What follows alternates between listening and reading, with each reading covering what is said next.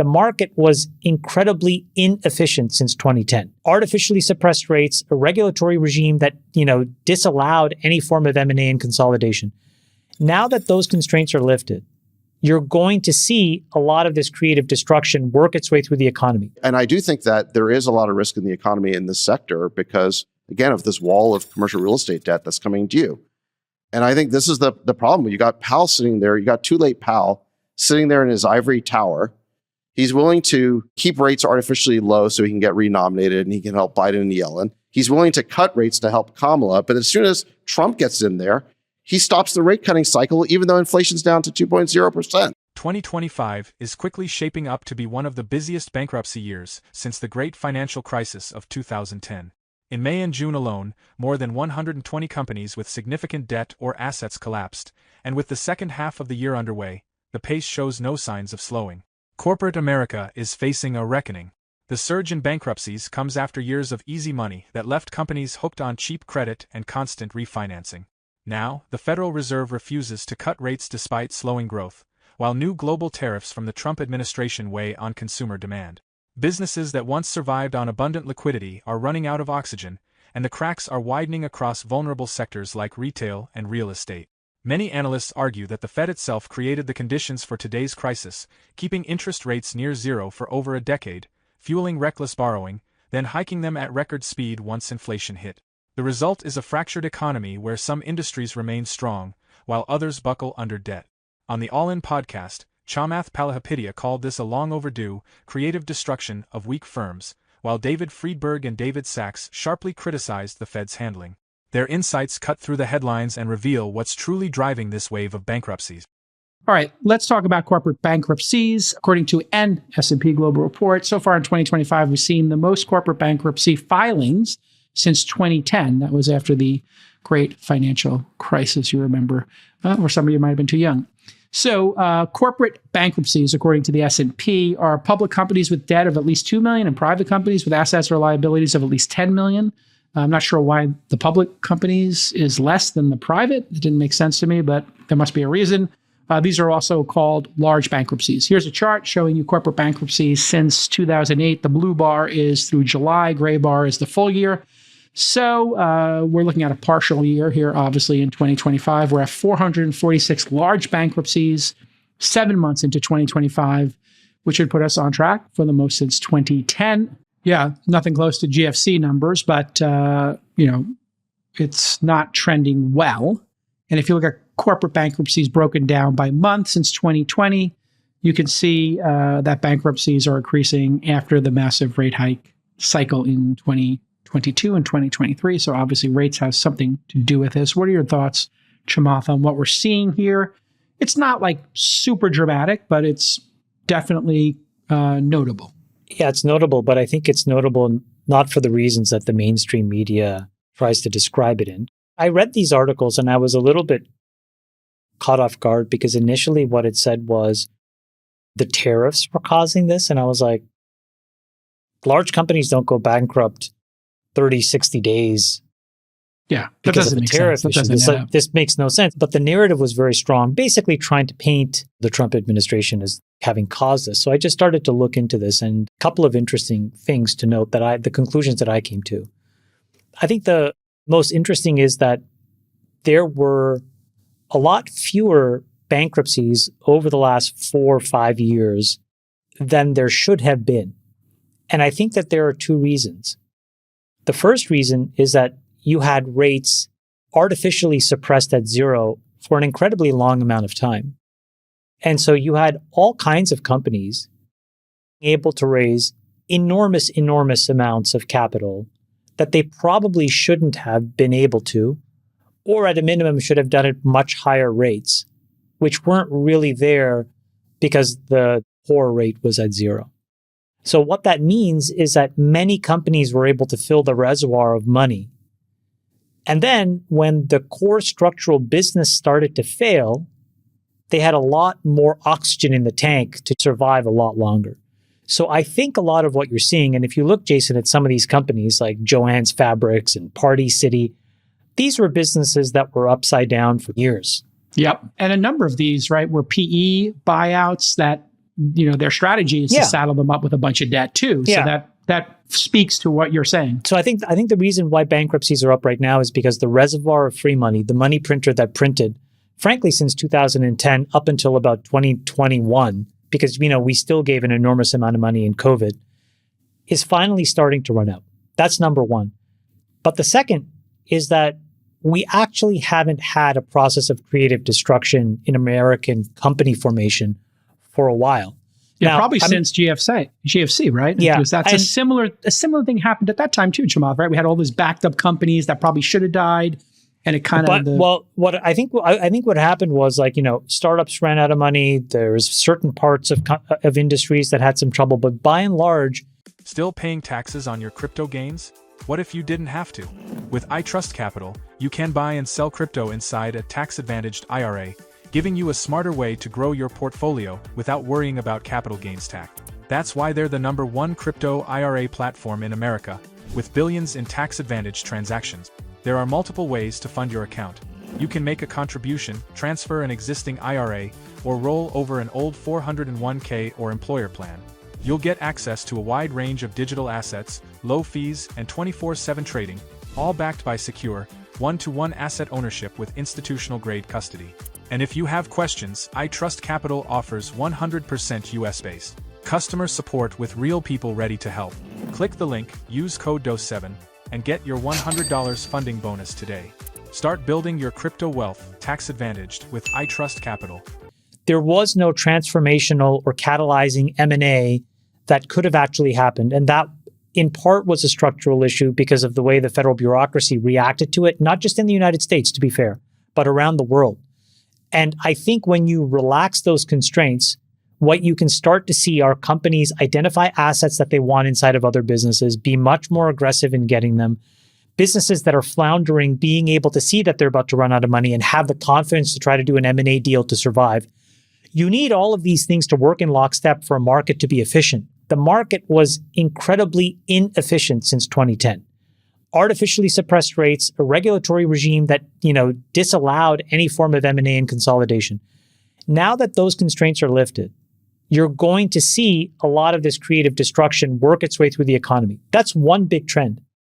The other big trend, and I think we saw this in, Nick, can you please find the tweet from Delian, where he talked about the Chipotle competitor that TK launched? I just want to point to this because I think this is another wave of competition that's going to put a bunch of categories of business under duress, which is, our friend Travis Kalanick, who's the founder of City. What is it called? City Logistics? Is that what it's called? Yeah, Cloud Kitchens is how it's Cloud Kitchens. Yeah. Okay. He launched a Chipotle competitor, and it's apparently totally kick-ass and way better than Chipotle. And it just starts to show that there's a wave of competition that's also coming from completely different companies you never would have expected going after a bunch of these businesses. So if you put these two things together, I think you're going to see more, not less, bankruptcies. But I think the outcome is probably positive in that you clean out a bunch of businesses that were taking up time and resources. You should allocate a lot of the human capital that are in those companies to different businesses. Chamath Palihapitiya says today's bankruptcy surge isn't about tariffs but a long-delayed reckoning. 4 years, the Fed's zero-rate policy kept weak companies alive. Then in 2022, rates jumped 16-fold, draining liquidity and exposing overleveraged businesses. Now, industries from retail to real estate face what Chamath calls an overdue cleansing. But opinions differ. David Friedberg sees retail failures as a natural washout of zero-rate excesses, while David Sachs warns the real crisis is coming in commercial real estate. Their debate shows just how divided experts are on what's next for the economy. The retail channel, like others, is highly levered because in order to have a retail store, you have to pay a monthly fee to the physical real estate owner. And so it's unlike other businesses that are services or are more nimble and can relocate. It's the equivalent of having debt. When you sign a lease, you're stuck in a 10-year debt cycle. You have to pay every month a fixed amount of money and you can't get out of it. So the retailers make a lot of sense. They were basically levered businesses in addition to all of the kind of macro trends of people not going to physical locations and COVID. But I think Chamath has it right, which is this is all kind of ZERP era, indigestion that's being washed out. And to the point, like some percentage of overfunded, negative unit economic type businesses are also getting cleaned up. in the kind of call it tech space, which involves typically a lot of companies that are not tech, but math does tech. So that definitely makes sense to me. Sachs, any insights here? Well, just to pick up on this. So, when you showed those charts on the bankruptcies, I didn't see a huge trend there. I mean, I can see that there's some pickup since the ZIRP era, but it doesn't look like a huge trend to me. We just had a 3.3% GDP print for Q2. I think but that was restated, right? That's what happened today is they restated it. Well, no, there was an estimate. Remember the Atlanta Fed had this 3.3% estimate, then they reduced it to 3.0, but now the actual number is in 3.3%. So the economy seems pretty hot and it's doing well. But I would say that there is some softness in the economy in those sectors that are exposed to high interest rates. And the best example of this is real estate. I remember on this program a year and a half ago, we talked about the wall of debt on commercial real estate that was coming due and had to be refinanced. And there's 2.2 trillion of debt, CRE debt that's maturing before 2028. And what we talked about back then was the banks don't really want to foreclose on these buildings because then it hits their balance sheet. So everyone has a incentive to restructure this debt. And there were a lot of these blend and extend type deals where they would extend the debt and work out a lower interest rate. Some people call these deals pretend and extend because you're pretending that the real estate sponsor still has equity in these buildings and they might have What's been happened wiped since? out. Have these started to come back? Yeah. What I'm seeing is that some real estate developers are starting to lose buildings now. The reason for that is that the debt is coming due and it has to be refinanced. And there's two problems when you refinance. One is you're paying a higher interest rate. So now you take a building that was cash flowing, and now at that higher interest rate, it might have negative cash flow. In other words, it's basically bankrupt. So those buildings don't make sense anymore. And those are situations where you're going to lose the building to the bank.